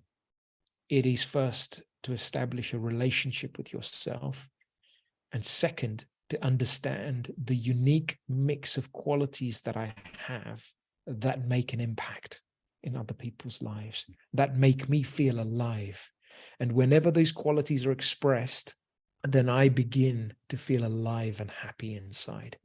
And when I find that, that is when I can believe that we can find purpose in our life. We can find greater meaning in our life and clear direction for where my path in life is. And so often people ask me this question at the retreat center, but I want to start new things in my life. You know, how can I begin a new chapter in my life? And the one thing I realize in my experience is that when we're holding on to old rubbish, nothing new can come to us. And this is an interesting one. In order to genuinely bring about new beginnings in our life, we have to get rid of rubbish. Because where there is a heavy heart and a tired mind, there is no creativity, there is no enthusiasm, there is no willpower, there is no determination, there is no inner strength. And the structures of our minds and our attitudes will never be positive and energetic to bring about change. And so newness can only come to us when we begin to shed the weight of the old. And so in this way, we can not only identify the qualities, but we can then begin to attract new beginnings and new directions for our life so that we can apply those qualities more and more and strengthen them inside of ourselves. And then this is what people will ultimately remember. They will not remember how much money you earned. They will definitely not remember your job title. They will never remember how good looking you were. They will only remember how the feeling you left them with. And that is the one thing that is certain for all of us, is that people may forget the scenes where you were there, but they will never forget the feeling that you left them with. And so on that note, I just wanted to pause on this subject of greatness, because I think I have really shared a number of things and some stories that hopefully all of you can resonate with and recognize that it isn't greatness that I should strive for, but it is the embodiment of virtue that makes me me. And I feel that that is the key thing, is if I can display my virtues to others, then I will activate them in somebody else. You know, when you are kind, always see the scenario that when you allow somebody to come out of the road, maybe less in India, but more here in the UK, when you let somebody else come out, they'll automatically do the same for somebody else. So our kindness activates kindness in somebody else. And so how do we remind other people of their greatness? We show them. Showing them is the only way. And so this is where we recognize that the great leaders were always leaders by example. They would never tell, but they would show, and they always walked their talk. So this is the power of greatness. This is the power of being real, and to begin to walk my talk by practicing what I preach, and more importantly, being the embodiment of the qualities that I wish to see in others. Om Shanti. Thank you so much. Amazing sharings. We'll take a few questions. We have around 5-10 minutes for that. Is that okay? Please. Okay. Yeah, I'm sure you love those questions, because this one is quite humorous in one way. The person is asking, you spoke about being natural, Gandhi's example about how natural he was. But he's saying that I'm not very comfortable when I'm natural. And he's giving an example of gray hair. So he's saying, I want to color them because I don't like, I mean, it not maybe other people, but it's maybe his insecurity or something. But what should I do? I mean, I want to be natural, but I can't be because of other people, I feel. That's Yeah. I think this is an interesting thing, because in life, we don't realize that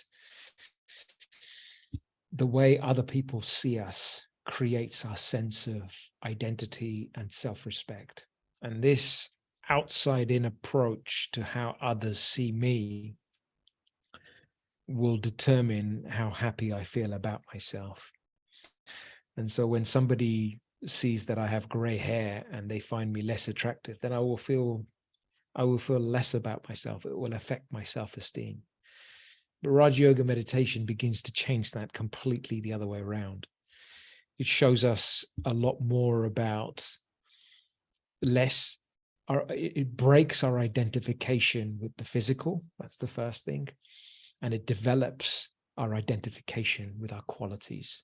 And that's the main thing, is when I begin to identify with my character and my strength of character, then my appearance won't really matter. Then we will go beyond the superficial. We will begin to develop a sense of self-respect based on what's inside. And so to finish this insecurity that comes from wanting the recognition of others and wanting the praise of others and wanting to be seen to be good by others in order to feel happy inside, in order to finish that, I have to start to develop a relationship with myself beyond this physical body. I have to really connect with my true nature of peace. We have so far in our lives been conditioned to take peace from what somebody says nicely about us, how somebody respects us, outside in. And now everything is unstable, because when everything on the outside is unstable and our sense of self comes from everything on the outside, then as soon as somebody says something horrible about me, then I will start to feel low about myself. And that's a sign that my self-respect is low and I need to develop a stronger self-respect. And so the practice of meditation will allow me to break away slowly and over time from the tendencies and this desire to want to be seen in a different way by other people. And I will be rooted in my self-respect. That's the short answer. That's a great answer. Okay. No, we got a comment as well from someone saying a great question answer. Okay. I'll take another question. It's about a colleague. It's a person saying about his colleague that we are colleagues at work. We do the same work, but the other person gets more appreciation and he's called great by the manager or someone. And I don't like it when that happens, because we're doing the same work. So how can I earn that statement of being called great from my manager? Can I do something different? Just to be solid in what you do and be quiet, you will be earning the praise of your manager. Believe you me, the one who shouts the loudest is the one who seeks attention. And, as a leader, they don't tend to impress. The ones who are solid and stable and silent and are rock solid, they're the ones that impress. And they're the ones that don't need the attention, funnily enough. So the desire to want attention in itself will hamper you. But when you recognize that I do not need the recognition, the praise, and the acknowledgement and appreciation of others to feel good about myself, that's when I've developed enough self-respect and faith in myself. And when this starts to grow in myself, then I will feel solid within myself. I will feel that I don't need the validation of others to feel good, because I'm honest and I have done my job to the highest level. But until we start this journey and this transition into developing self-respect, this is all to do with self-respect. When my self-respect comes from receiving praise and recognition from others, then I will never be myself. I will always try and be someone different in front of somebody. And so to present yourself as authentic and real, just be yourself, quietly do your work, and believe you me, you're the ones it's the quiet ones that are often, kind of respected the most. They aren't given much attention, but they are respected the most. And that's what I know from my own experience as being a leader, but maybe I'm different. But generally speaking, anyone who is very needy for attention is a drain, because they need too much praise and attention, and nobody has the time to do that now. But the ones that are solid and don't need that, they get the respect. And that's the most important thing. So what is it that I need to do to develop and strengthen my own sense of self-respect so that I don't need the respect of others? That's the question. And that's a good question to ask ourselves. And the first stepping stone for that is I have to begin the journey of disidentifying with my role and with my body. And that will allow me to strengthen self-respect. The more I keep going into peace, the more I will become comfortable in myself. And the more I can become comfortable in myself, then I can accept myself as I am. Then I don't need the acceptance of others to feel great. I accept myself. It's when we don't accept ourselves, that's when we need other people to accept us. That's when we need other people to praise us, because we're not seeing our own self-value, and we're not accepting our own self-value. I hope that helps. Yeah. So there are a few questions. I'll just take the last one in the interest of time. It's regarding some BK disciplines. Someone is asking, how can I explain to my family and friends that I can no longer eat food cooked by them or eat at family functions without causing offense? Yeah, this is a really, really good question. And it's one that came And up to last add to weekend. that, sorry to interrupt. To add to that, there's one also that I want to become a BK, but I don't want to wear white. So all of you are in white. Is it Yeah. great souls are always in white, something like that? So we can... So I'll answer that question first. And Mahatma Gandhi's story came up for me, which is, sometimes we can dash to go and wear white so that we appear to be something, but we don't feel it internally. And then we are not able to present ourselves as we are. So to be real on this journey is to really understand and develop a relationship with the knowledge and to be touched by the knowledge. The wearing of white will come naturally when I begin to transform my life. You will have the feeling that you want to wear white. But, I never prescribe that to the students that I teach, because I want them to feel genuine on this journey. I want them to feel, and there's one student that I've been taking for a little while, and she asked me, why haven't you asked me to wear white? I said, when you're ready, you will want to wear white, And she goes, it's good that you didn't ask me to wear white, because I don't have the feeling to wear white. I was like, brilliant. Then you keep coming and taking benefit. That doesn't mean you don't embrace the teachings. That doesn't mean that you don't connect with this knowledge, that you have to certainly fit into this box. No, you come and take benefit of the knowledge. Forget wearing white. The second question is related to, I'll share a story on the white thing first.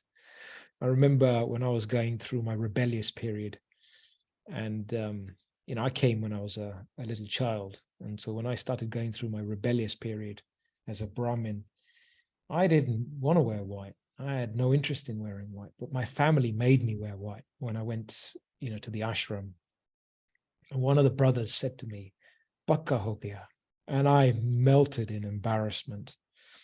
And because I was presenting myself as somebody who was following the disciplines, but I wasn't. And it brought shame inside of me. It brought a sense of, I don't want to be false. And it was from that day onwards, I decided I am not going to wear white, or I'll wear white when I'm ready to wear white. And so I think it's important to maintain our own sense of self-respect when we come across these sorts of situations, and discern for ourselves. Food is an important topic on this path. and the realization of food is a big thing. You can't change your habits on food because somebody has told you to do that. That is one thing I need to make very clear. If you're doing it because somebody has asked you to do it, then you will not succeed with food. But inside, if you recognize that the power of vibrations in my food is the most important thing to maintain my connection with myself and my connection of purity and my connection with the divine, then your decision to stop eating anything on the outside and food not cooked with those clean vibrations, it will be instant. You won't even think about it and you will be firm about it. But where we haven't got the experience of that, we will struggle to set that foundation firmly. And my feeling is that, you know, you have to be black and white in this subject. Because if you say that you're not sure and you eat in someone else's house, then somebody else will say, well, you ate at that person's house and you didn't want to eat at my house. And all of a sudden, you know, there'll be confusion. People won't see you as solid. So people will find that weakness inside of you. And trust me, they will. And they will question your own faith and create confusion inside of you. And so the way I say it is go about that tactfully. And, you know, today there are many excuses you can give. The people that are closest to you, be straight with them. Just say, I'm experimenting with a certain lifestyle that requires me to prepare my own food in a certain way. And I prefer to eat salad, or I prefer to eat a fruit salad if I'm coming over to you, and just be completely straight about it. And that way you're set. There is no shades of gray. But when we are unsure ourselves, or we find it difficult to follow, that's when we will create our own grayness. But then you have a choice. Then you absolutely have a choice to do the best you can. But the most important thing is, do not do it out of compulsion, because anything that you do out of compulsion will not last. It will not last. But if you experiment with food and realize the impact it has on your thoughts, then that decision will be like that. You won't think twice. You will just decide and you will be firm. Now, when I have business meetings with clients, sometimes I dread them because it means I have to do a lot of work to find a restaurant where they'll serve me salad and it doesn't become an issue for them. But when I go into business meetings, I'm very, very clear. I will never allow food to be an issue. So I will order very decisively. I will have something on my plate. They will have something on their plate, and the conversation starts. Food just becomes the secondary thing. So in that way, when we are firm inside of ourselves, then food is never an issue. It's only an issue when we are first starting this journey and we're unsure and, you know, we're still yet to experiment with all of these things. But yeah, to make your stall firm, particularly to your family, start from day one. Because when you say, oh, I'll eat at your house, but I won't eat at somebody else's house, you know, it's not going to work. You will experience a lot of defamation. People will say, well, you're not following your own path. And these are the tests you will get from your immediate family. They will probe you, they will watch you, they will examine your practices to see how solid you are. Fantastic. So all your answers were really on the sort of a bullseye, or hit the target. Perfect. Thank you. Let me just, we have already reached 10 p.m., but we will just, I don't know, I can't share the screen again. So Sister Anu, if you can just, there's some problem today. If you can just share the screen for me and I'll do the announcements quickly. Yes. And then we'll go in the meditation with, okay. So as all of you know, we are having speakers from the UK this entire month. We started with Sudesh Didi. Here we have Brother Ash with us. And then we have further the next episode on abundance. We call Bharpurta and Prachurta in Hindi. So we have another eloquent speaker, Sister Aruna, who is now relocated to the GRC in UK. So it's the next. And remember, for the US and West Coast of US and East Coast of Canada and US, The time zones will be moving. So we have it back to our normal Indian timings, which is 8 p.m. India time, and which suits the 7:30 a.m. West Coast time of US and Canada.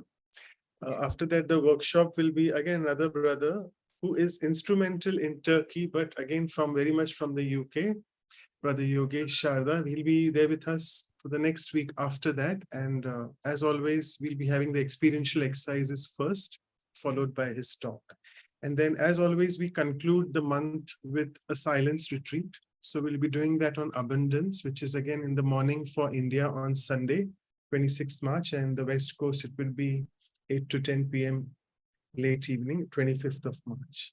And you can see the next slide will be the elegant calendar, which we have, thanks to Sister Kosha for this, which will mention all the programs. And thank you, we've received your emails and numbers. We'll be emailing you all shortly. And these are our websites. And yeah, many people have been asking actually for YouTube links. So sorry to say we don't have YouTube link at that point of time when the, it's actually been recorded on YouTube, but you all can find all these later. Particularly the workshops, people are asking omshanti.tk/workshops. And the episodes we have /playlist. If you want in English, it's /English again. So please feel free to visit the website. And you can also look at the Vihasa YouTube channel. You can find everything on there. So with this, I'll just stop sharing the screen. And I think all of them want a photograph for this special diamond episode, Sister Anu. And then before we go into the meditation, we'll just take a photograph so that we exit silently. Definitely. Thanks. So everyone, please start your video. And definitely, I want to take this opportunity to say a word. Brother, I loved it. You said you have to have unconditional love for your growth, to reach to your true potential. And so many practical tips you have given, and so much you show that gentleness, humility, greatness. We are telling it today, like we don't take it for the self. And I'm sure we all have benefited greatly and will recheck, double check, and listen to the talk. Okay, so ready for the photograph? Vijay Pal Malhotra, I don't know why your video is not on, brother, because we get problem afterwards. Can you start your video? So I have asked today. Because he's the brother who's always insistent on the photo. Now your video is on. That's great. Thank you. More? Anybody else who? Thank you, everyone. Beautiful. Thank you, Brother Aashish. Thanks, Sister Anu. So we'll move on to some meditation with Brother Aashish now. So over to you. I'll just play some soft music in the background. Is that okay? If you can hear me and the soft music doesn't cut off, no problems. Otherwise, I'm happy to do it in silence. Yeah, that's perfect. We'll do it in silence. Yeah? Yeah. Fine. Sure. Okay. Okay. So let us take a deep breath in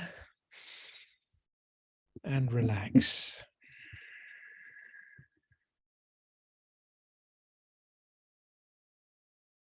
And allow the body to relax. And just bring the mind into this present moment.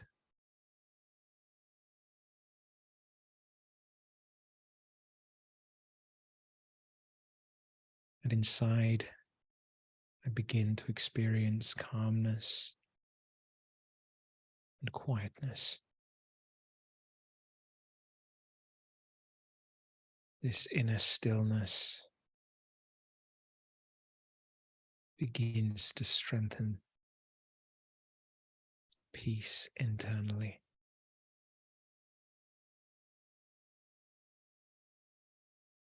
And as I set myself in peace, I allow the mind to release away any scenes of the past, any thoughts that do not belong in this moment.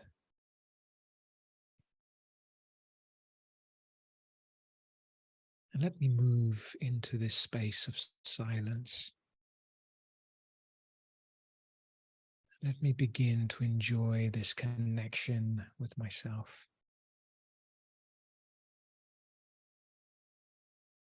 in inner peace, I can begin to embrace my value.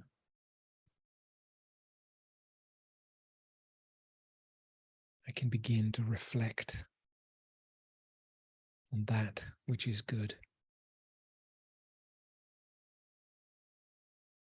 And it strengthens my self-faith that I am on the right path by seeing my inequalities that are helping me become good in character and peaceful. And in silence, I'm able to observe my value. I'm able to recognize what is it that brings aliveness into my heart. What it is that deeply inspires me to be better, to raise my consciousness,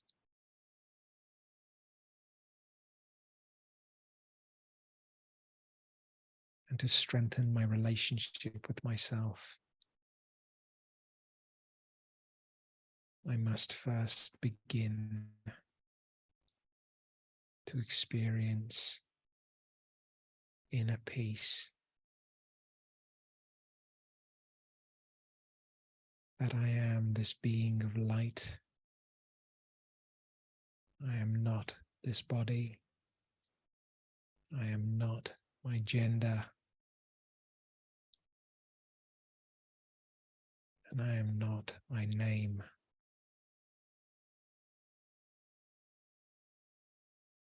And when I am released from the consciousness of this body,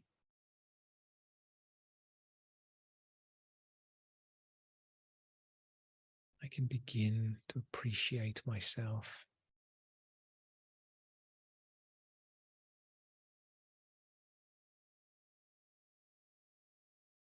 And recognize the divine Supreme Father in his form of light. And I can allow this connection to uplift me, to enable me to see and reach my potential.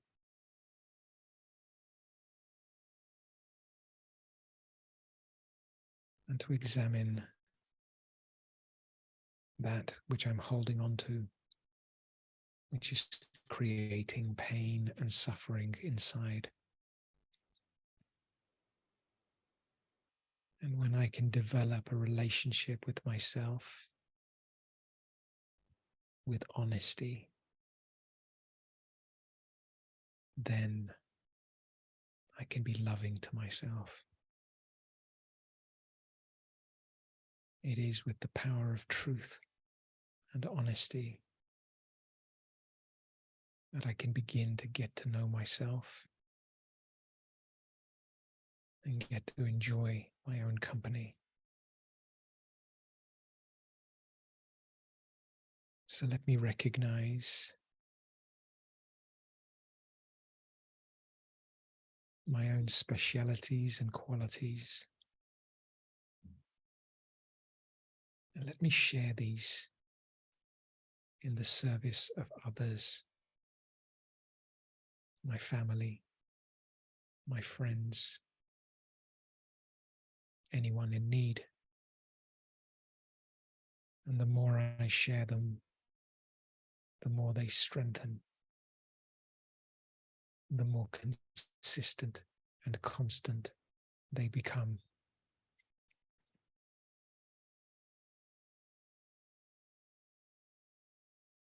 And by doing this,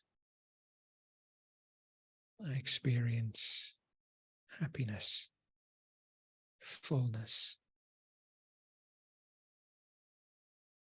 a sense that I am living a life of purpose and meaning.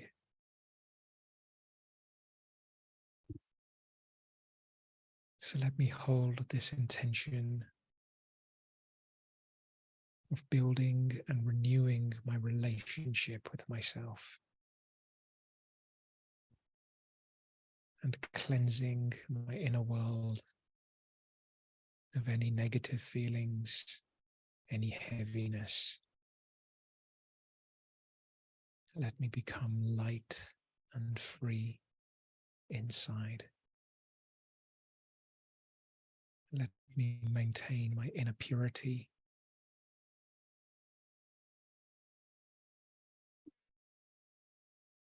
And by doing so, I will experience inner power. Om Shanti.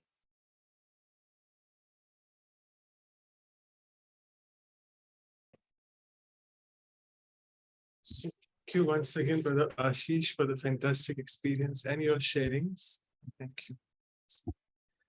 Thank you for having me. It's been a pleasure to join all of you and be in your company and just listen and observe on this wonderful topic. So, yeah, see you all again soon, no doubt. Sure, we'll see you again soon, brother. Thank you so much. And thank you, Thank you. for being here. Bye. Thank you.